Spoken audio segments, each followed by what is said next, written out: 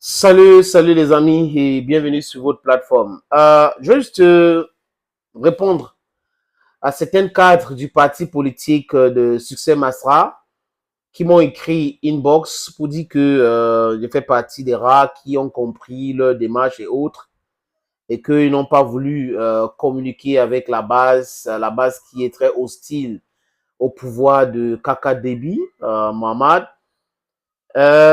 J'ai dit ce que j'ai dit et je continue de penser que en politique, il faut être pragmatique.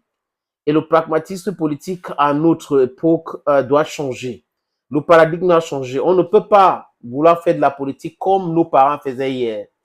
Et Succès Masra, de par ses prises de position à l'époque, avait beaucoup intéressé la jeunesse tchadienne. Il avait intéressé aussi la jeunesse africaine. Mais je veux dire quelque chose à cet ami à ces amis-là que je n'ai pas dit. Il faut dire que j'ai été contacté à plusieurs reprises quand il était en exil pour pouvoir essayer de faire des émissions à charge contre lui par certaines personnes que je ne sais pas qui les envoyait. Mais les amis, je les ai dit que ce n'est pas possible, ce n'est pas à moi de faire cela parce que ça n'entrait pas dans mes convictions. Je ne peux pas accepter combattre ceux qui sont en train de penser la libération de l'Afrique, ceux qui sont en train de penser l'émancipation du peuple africain et le peuple noir de façon globale. Donc, pour moi, le discours de Succès Massa tendait vers cela. Donc, je ne me voyais pas en train de dire des choses que je ne pense pas. À chaque fois que je fais une sortie, sachez que je pense et j'ai bien réfléchi avant de dire ce que je dis.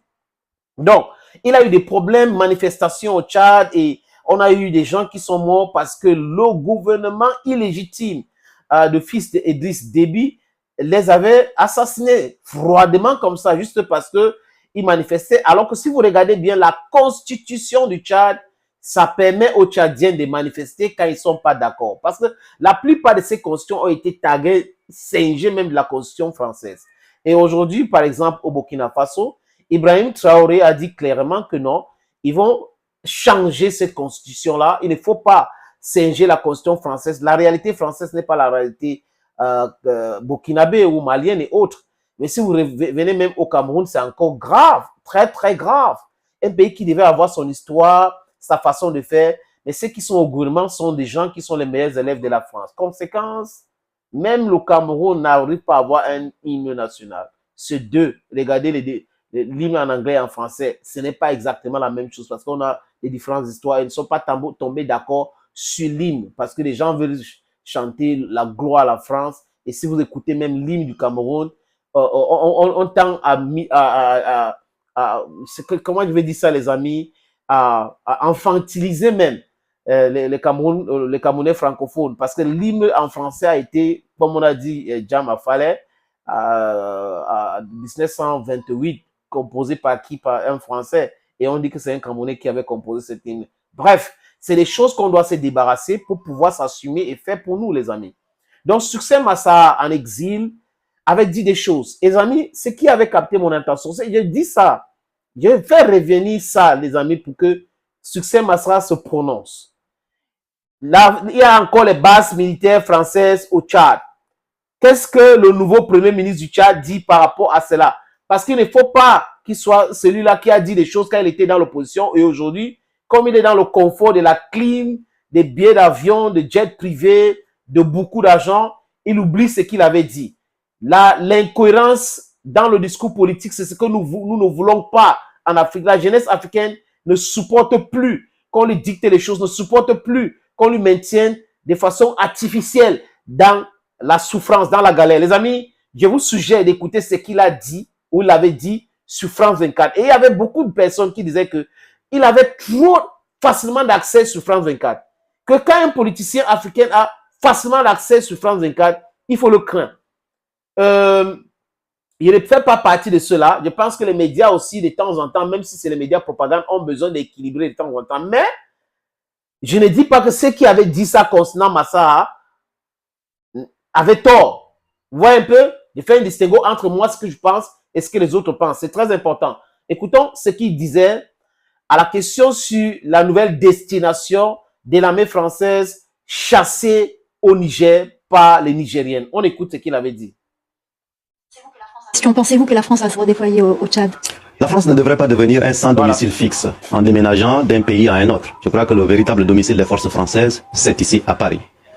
Et un peu d'histoire. Le général de Gaulle qui a fait appel à mes ancêtres, aux tirailleurs tchadiens et sénégalais, pour aider à libérer la France, après quelques années, a demandé aux Américains de quitter Paris. Ça n'a pas empêché aux Français et aux Américains de demeurer des alliés, mais en bâtissant sur des bases nouvelles.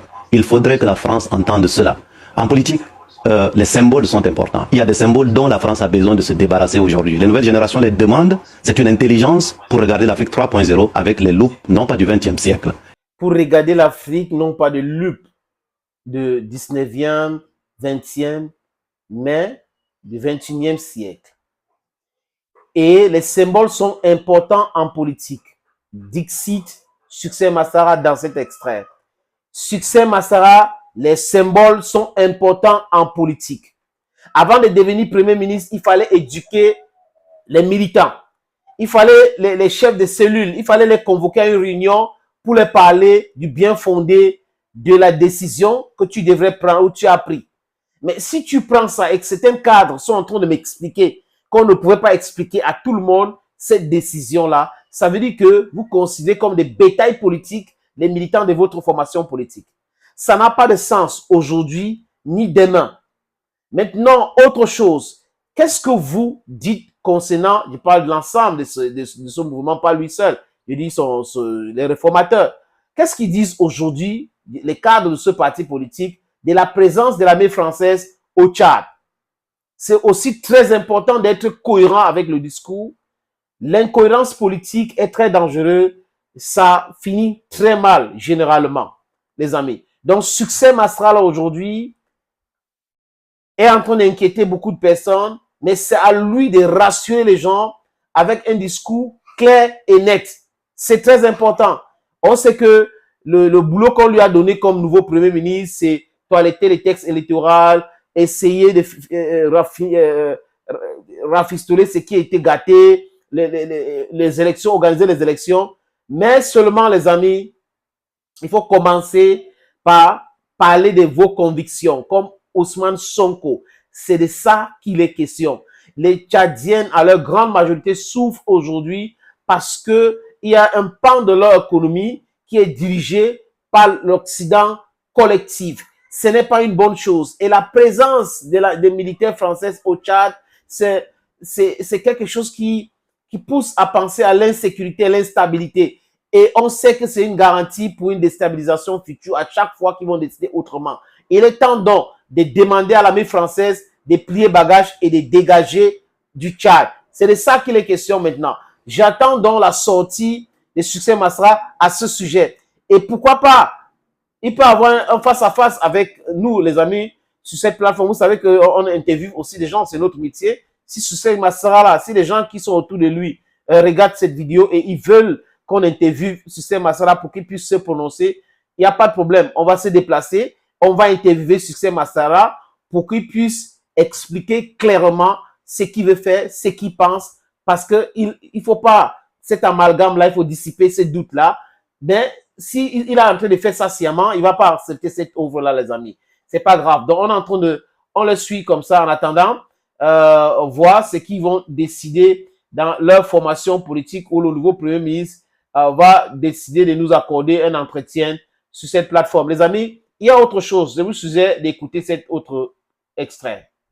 La France, dans les capitales africaines, dans les capitales européennes, tout ce qui est reproché aujourd'hui à la France sur le continent africain, et nous avons dit d'ailleurs que dans notre langue, il y a un peu ce qu'on appelle le lingui, le Tchad est berceau de l'humanité. La France a enterré une partie majeure de sa crédibilité sur le continent africain au Tchad à travers son attitude. Et ça, nous n'avons pas attendu que les choses se passent maintenant. Nous avons dit à tous les niveaux possibles qu'il fallait changer cette donne. Ils ont dit à tous les niveaux possibles qu'il faut changer cette donne. Est-ce qu'ils restent dans ce logique? Qu'est-ce que nous voulons savoir?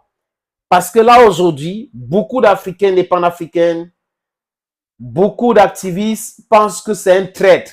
À raison ou à tort, c'est à lui de faire une sortie aujourd'hui pour repréciser ses pensées. Un seul discours va rassurer les gens ou va encore réconforter les gens sur ce qu'ils pensent. Thank you, friends, for always watching videos on this platform. Thank you again and bye-bye.